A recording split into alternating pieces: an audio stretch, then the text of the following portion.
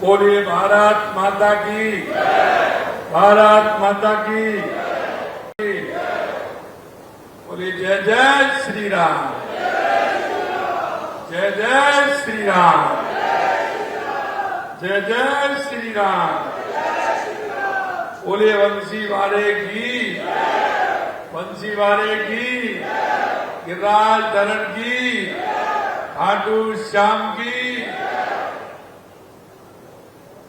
आज के इस वरिष्ठ नागरिक तीर्थ यात्रा के शुभारंभ के अवसर पर मंच पर विराजमान हमारी पार्टी के प्रदेश के अध्यक्ष सम्मानीय मदन राठौड़ जी, जो हमारे राज्यसभा के सांसद भी हैं, कैबिनेट में मेरे साथी देवस्थान एवं पशुपालन और गौपालन मंत्री भाई जोराराम जी कुमावत साहब, हमारी जयपुर की सांसद बहन मंजू शर्मा जी, हमारी जयपुर के ग्रेटर की महापौर सौम्या गुर्जर जी, माननीय शासन सचिव हमारे देवस्थान विभाग के पाठक जी, हमारे पार्टी के जिलाध्यक्ष भाई अमित गोयल जी, प्रदेश मंत्री स्टेफी चौहान जी, रेखा राठौड़ जी, प्रदेश प्रवक्ता श्रीमती अपूर्वा सिंह जी, आयुक्त देवस्थान वासुदेव मालावत जी, डीआरएम रेलवे विकास पुरवार जी, प्रबंध निर्देशक IRCTC श्री प्रदीप माहेश्वरी जी, और आज इस कार्यक्रम में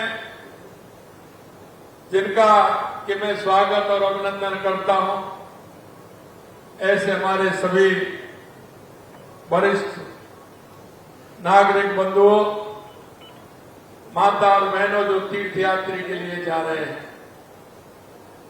सबसे पहले मैं आप सभी को बहुत बहुत शुभकामनाएं देता हूं और ईश्वर से प्रार्थना करता हूं कि आपकी यात्रा बहुत ही अच्छी और शुभ हो। आप इस यात्रा का पूरा आनंद लें और आपके मन में जो जिज्ञासा, जो भाव है, क्यों कि हर व्यक्ति के मन में होती है कि मैं तीर्थ करके मैं आऊं, जिससे कि तीर्थ से डबल काम होता है। डबल क्या होता है कि आपके जो मन की भाव है, उस भाव के अनुसार आप जाते हैं, हमारे उन तीर्थों के दर्शन करके आते हैं। लेकिन दूसरा और है कि आपके जीवन में एक नई जगह देखने का, एक घूमने फिरने का, एक दुनिया को समझने का मौका भी मिलता है। इसलिए उसके लिए मैं आपको बहुत बहुत शुभकामनाएं देता हूं। सनातन संस्कृति में आत्मीयता का, आध्यात्मिक चेतना के विकास का, समाज में जागृति पैदा करने का आप सभी ने देखा है। भाई और बहनों, ये सनातन संस्कृति की सभी को जोड़ने का काम करती है, समाज के अंदर भाईचारा पैदा करती है, समाज में अपने बड़े हों उनको सम्मान देना सिखाती है और छोटों को आशीर्वाद देना सिखाती है। आपने देखा होगा इस सनातन संस्कृति के लिए हमारे जगत गुरु शंकराचार्य जी ने इसका महत्व जाना और उन्होंने पूरे देश के अंदर पदयात्राएं की और 4 धाम की स्थापना की। 4 धाम की स्थापना करते हुए उन्होंने इस देश को जोड़ने का काम किया, देश की संस्कृति को जोड़ने का काम किया।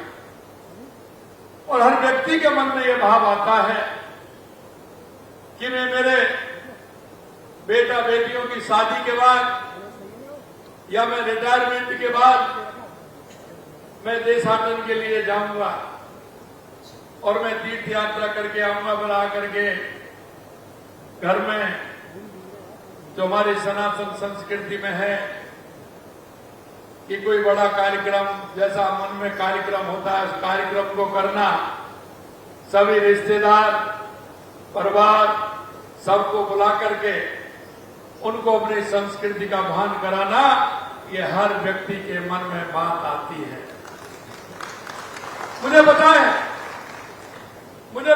लेकिन एक बात मैं कहना चाहता हूं, कई तो उनके ऐसे स्वयं ही होते हैं कि वो तीर्थ यात्रा करके आ सकते हैं, उनके बच्चे भी उनको यात्रा करा सकते हैं, लेकिन मेरे भाई और बहनों, कुछ ऐसे होते हैं जिनके मन में सिर्फ जिज्ञासा करने की तो होती है, लेकिन वो कर नहीं पाते हैं। कारण उनके अनेक अनेक होंगे, लेकिन भाव इस सबके अंदर मन में पैदा होता है कि मुझे तीर्थ यात्रा करके आनी चाहिए। मैं आपसे कहना चाहता हूं, यह सरकार उन सभी का ध्यान रखते हुए उनके भाव और मन के हिसाब से राजस्थान के हमारे वरिष्ठजनों को तीर्थ यात्रा कराने का काम करे। हम चाहते हैं कि हमारे किसी बुजुर्ग के मन में यह बात नहीं आए, हमारी किसी माता के मन में यह बात नहीं आए कि मैं तीर्थ यात्रा वहां जाना चाहती थी, मैं जाना चाहता था, मैं नहीं जा पाया। मैं आपसे यही कहना चाहता हूं, इसलिए हमने संख्या भी बढ़ाई है और ट्रेन को भी एसी करने का काम किया है, जिससे आपको किसी भी तरह से परेशानी नहीं हो। यही नहीं, मैं उन सभी माता पिता के पुत्र और पुत्रियों से भी कहना चाहता हूं, आप चिंता मत करिए, सरकार ने पूरी व्यवस्था की है। उनके साथ बेटा और बेटी बनकर के इस यात्रा में सरकार के नुमाइंदे जाएंगे और उस यात्रा में डॉक्टर भी होगा, कंपाउंडर भी होगा, दवाई भी होगी और उनको बढ़िया भोजन भी होगा। और भोजन वो होगा जो आप चाहते हैं, जो दिन में खाते हैं, हल्का भोजन करते हैं, जिससे कि आपकी यात्रा सुगम हो, अच्छी हो। मैं उनको कहना चाहता हूं कि उनको माता पिताजी को चिंता करने की कोई आवश्यकता नहीं है। सरकार ये मानते हुए कि ये बुजुर्ग हमारे हैं, ये बुजुर्ग हमारे, ये माता हमारी है, पिताजी हमारे हैं, चाचा जी हमारे हैं, ताऊ जी हमारे हैं, ताई जी हमारी है, चाची जी हमारी है। इनके मन में जो भाव है, क्योंकि अगर काम छोड़ेंगे वो साथ जाएंगे तो घर में काम भी खराब होगा, इसलिए हमारी सरकार ने पूरी व्यवस्था की है, पूरा इंतजाम भी किया। यहां तक हमने कहा है कि पशुपतिनाथ जी की अगर कोई यात्रा करना चाहता है नेपाल की, तो उसके लिए भी हमने हवाई यात्रा का प्रावधान रखा है कि वो हवाई जहाज से जाएं और पशुपतिनाथ जी की यात्रा करके आए, उनके मन की जिज्ञासा कैसे भी पूरी हो।